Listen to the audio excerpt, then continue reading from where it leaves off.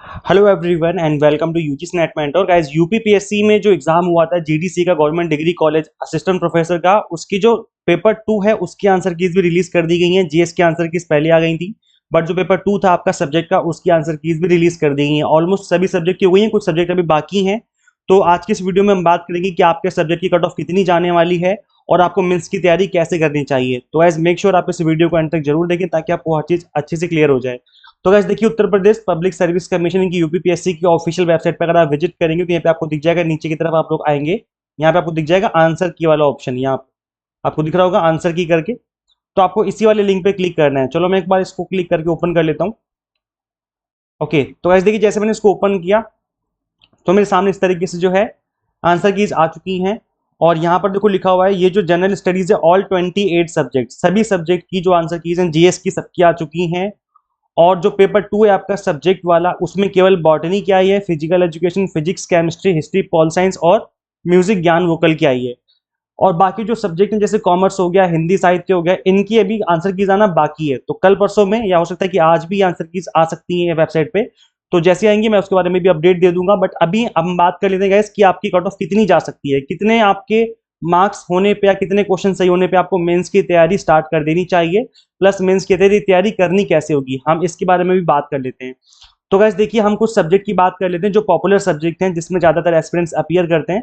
वैसे एक in general अगर मैं बात करूं तो टोटल 120 क्वेश्चन जो है आपके एग्जाम में पूछे गए थे, जिसमें कमीशन ने कहा था कि मिनिमम 40% आपको स्कोर करना पड़ेगा अगर आप जनरल कैटेगरी से हो, और 35% मिनिमम स्कोर करना पड़ेगा अगर आप रिजर्व कैटेगरी से हो। रिजर्व मतलब यूपी की रिजर्व कैटेगरी। तो अगर आप जनरल कैटेगरी से बिलोंग करते हो तो 15 12 चौका 48 होता है, मतलब 48 क्वेश्चन तो आपको करने ही पड़ेंगे सही।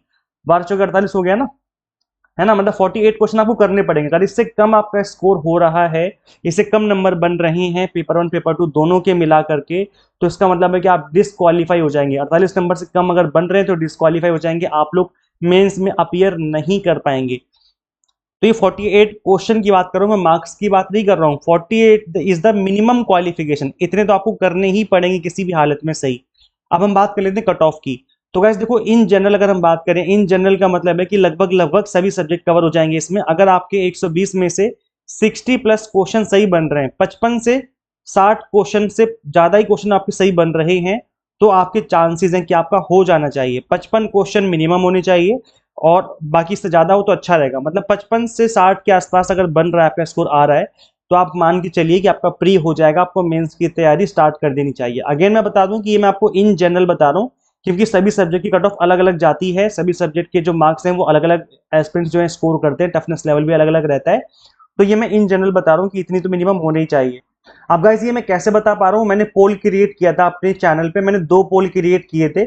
एक में मैंने आपसे पूछा था कि आप कितना स्कोर कर रहे हैं, कितने क्वेश्चंस आपके जो हैं वो सही बन रहे हैं, और दूसरा पोल किया था मैंने टफनेस लेवल का, कि आपका जो टफनेस लेवल है पेपर का वो कैसा था।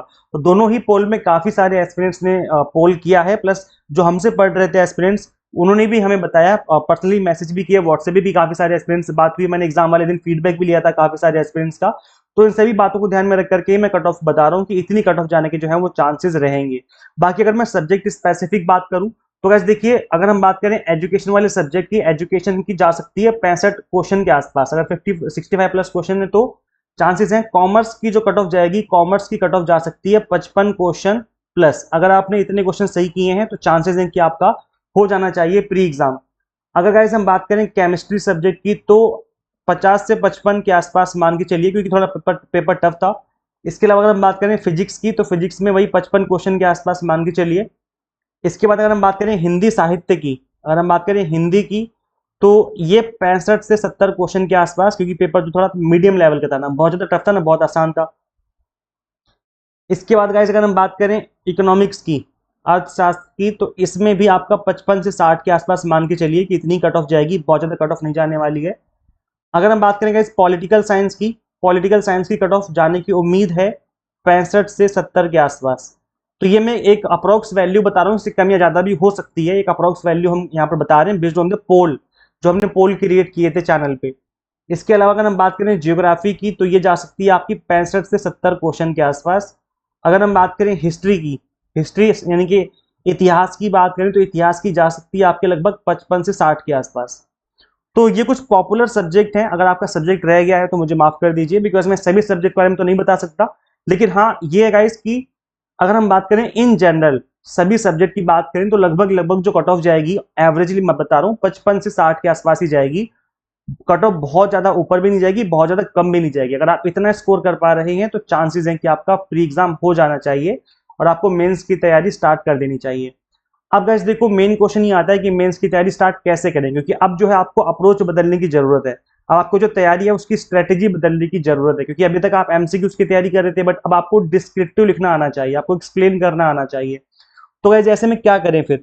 तो गाइस देखो सबसे अच्छा तरीका ये है कि एक्सप्लेनेशन सबसे बेस्ट जो माना जाता है वो माना जाता है यूपीएससी के एस्पिरेंट्स का। अगर आप यूपीएससी को एज ए रेफरेंस लेकर के स्टडी करोगे तो उससे अच्छा कुछ हो ही नहीं सकता इंडिया में। अगर हम बात करें तो डिस्क्रिप्टिव होता है यूपीएससी में, और डिस्क्रिप्टिव को आप एज ए रेफरेंस ले सकते हो। तो यूपीएससी के आप प्रीवियस ईयर के पेपर उठा लो, ऑब्जेक्टिव वाले नहीं, सब्जेक्टिव वाले।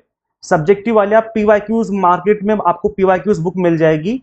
तो सब्जेक्टिव जो पेपर आता है वो वाले आपको पीवाईक्यूज लेने हैं, याद रखना ऑब्जेक्टिव वाले पीवाईक्यूज नहीं लेने की, क्योंकि कोई काम की नहीं है ना।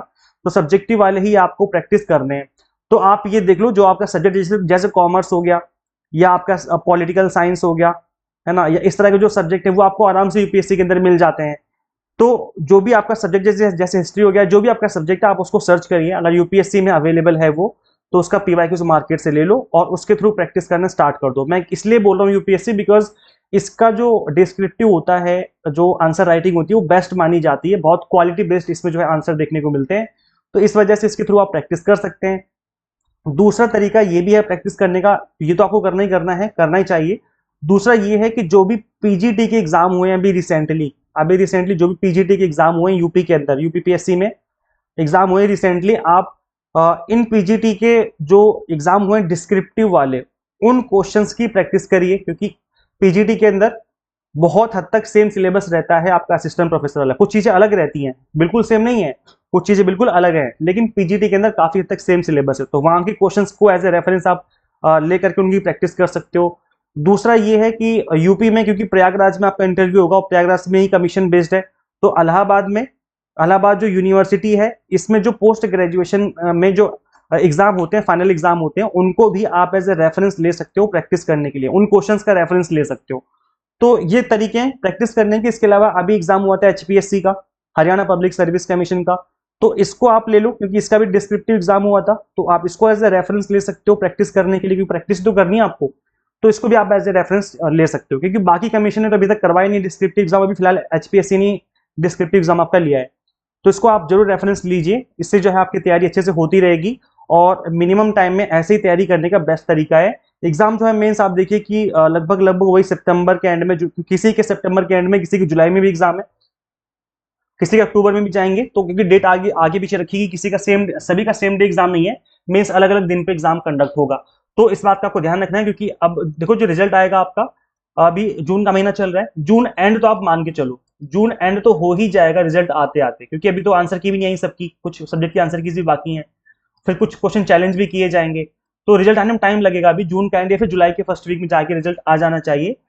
लेकिन उसके बाद फिर आपको मेंस देखेंगे कि मेंस में ज्यादा टाइम बचेगा नहीं, है ना। तो मेंस की तैयारी अभी से करना स्टार्ट कर दो, बेस्ट रहेगा, क्योंकि अच्छा मौका है। यहाँ पर एस्पिरेंट्स कम ही है, आप देखेंगे कि जिन्होंने फॉर्म फिलिंग करी है, तो यहाँ पर देखेंगे प्री एग्जाम में भी काफी लोग जो है एलिमिनेट हो जाएंगे, फिर मेंस में काफी कम एस्पिरेंट्स बचेंगे, बस उनसे ही आपको लड़ना है और आपका इंटरव्यू तक जो है प्रोग्राम बन जाएगा पहुंचने का। तो अच्छा मौका है, अगर आप मेहनत करते हो तो बात बन जानी चाहिए। गाइस देखो हम भी आपको यूपीपीएससी असिस्टेंट प्रोफेसर कॉमर्स की तैयारी करवा रहे हैं, प्री प्लस मेंस दोनों की, तो आप इसमें इनरोल कर सकते हैं, अभी अच्छा मौका है कॉमर्स वाले स्टूडेंट्स के लिए। बाइलिंगुअल लैंग्वेज में कंटेंट रहता है हमारा, थ्योरी क्लासेस रहती हैं, हमने प्री एग्जाम के लिए एमसीक्यूज क्लासेस भी इसमें रखी थी, और अगर आप मेंस में इनरोल करते हैं तो हम आपको मेंस की एग्जाम की तैयारी भी करवाएंगे, लाइक डिस्क्रिप्टिव की प्रैक्टिस सेट बना देंगे, आप उसके थ्रू प्रैक्टिस कर पाएंगे। तो इस तरीके से आप जो है यहाँ से तैयारी कर सकते हैं, हर एक यूनिट को हमने अच्छे से एक्सप्लेन कर रखा है इसके अंदर, और चाहे न्यूमेरिकल हो चाहे थियोरेटिकल हो। तो गाइस करना क्या होगा, आपको सिंपली गूगल प्ले स्टोर से एग्जाम मेंटर ऐप इंस्टॉल कर लेनी है। अगर आप iOS यूजर हैं तो उसका लिंक हमने अलग से description box and comment box में अवेलेबल करवा दिया है। तो कंप्लीट जो कोर्स है वो इसी के अंदर अवेलेबल है, केवल कॉमर्स का ही अवेलेबल है, तो आप कॉमर्स जो है वो इनरोल करके जो अपनी तैयारी कर सकते हैं स्टार्ट। अच्छा गाइज, आप कितना स्कोर कर रहे हैं कमेंट सेक्शन में बताइए, ताकि हमें और डिटेल में पता चल पाएगा कि भाई जो बाकी एस्पिरेंट्स है वो कितना स्कोर कर पा रहे हैं। तो आप अपना स्कोर बताइए।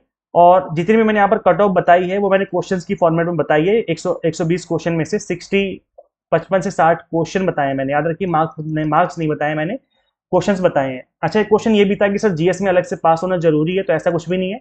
जीएस में और आपका पेपर 2 जो है, दोनों में मिला करके आपके मिनिमम 40% होने चाहिए रिजर्व जनरल कैटेगरी में। तो ये है, अलग से पास होना जरूरी नहीं है। बस ये याद रखिए कि अब जो है आपको मेंस की तैयारी में लग जाना चाहिए, बिकॉज ज़्यादा टाइम बचा नहीं है। फटाफट से आप अपना सब्जेक्ट का नेम और जितना आप स्कोर कर रहे हैं, कितने क्वेश्चन आपके सही हैं, ये चीज़ आप कमेंट कर दीजिए। जितना ज़्यादा कमेंट आएंगे उतना ही अच्छे से मैं आइडिया लग पाएगा इस बारे में। सो गाइज, इस वीडियो में इतना ही। शेयर कर दीजिए सभी के साथ इस वीडियो को, चैनल को सब्सक्राइब जरूर कर लीजिए। इस वीडियो में इतना ही गाइज, मिलते हैं फिर नेक्स्ट वीडियो में। Thank you.